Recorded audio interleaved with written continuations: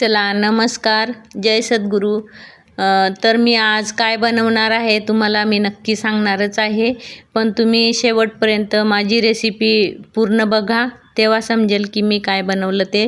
आणि हे बघा, मी आता इथं ही भाजी पण दिसते आणि फुलके पण दिसत आहेत, पण भाजी कसली आहे चला सांगते रेसिपी. तर इथं मी घेतल्या भेंड्या, लसूण, शेंगदाणे, मिरच्या. तर हे बघा, हे शेंगदाणे मी तव्यावर आता असे भाजून घेणार आहे आणि त्याचं आपण वाटण बनवणार आहे. हे मिरच्यासुद्धा मी भाजून घेते तव्यावर शेंगदाण्यासोबत. आणि हे बघा, असं भाजलेलं आता बारीक करून घेईल मिक्सरमध्ये. आणि हे बघा, आपलं झालं बारीक.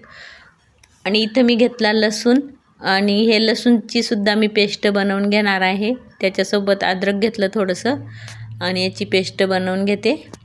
हे बघा, अशी पेस्ट. आणि इथं मी आता सगळं ते दळलेलं इथं आता धना पावडर, थोडंसं हिंग, हळद आणि ही पेस्ट, चवीपुरता मीठ, असं सगळं मिक्स करून घेते. हे बघा असं. आणि इथं मी आता तव्यामध्ये तेल टाकलं थोडंसं आणि ह्या भेंड्या छानपैकी अशा मस्त परतवून घेते. की भाजीमध्ये ह्या भेंड्या अशा फ्राय करून टाकल्या तर भाजी छान लागते आणि चिकट पण होत नाही आणि मस्त भाजी लागते याची.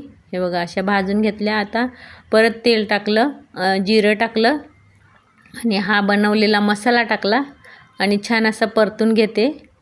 हे बघा, आणि मिक्सरच्या भांड्यात पाणी टाकून थोडंसं इथं पाणी टाकून दिलं. मस्त ग्रेव्हीवाल्या भेंड्या बनवायच्या आहेत आपल्याला, तर ही अशी ग्रेव्ही हे बघा छान लागतात. आणि तुम्ही माझी रेसिपी आवडली असेल तर लाईक करा, शेअर करा नक्की. आणि तुम्ही पण नक्की बनवून बघा. हे बघा, हे मी भेंड्या टाकून दिल्या आणि आता थोडंसं वाफ दिलेला वाफेत बघा. आणि कशी झाली माझी रेसिपी सांगा नक्की कमेंटमध्ये आणि तुम्ही नक्की बनवून बघा. चला बाय मंडळी. ही बघा, आपली भाजी रेडी आहे खाण्यासाठी.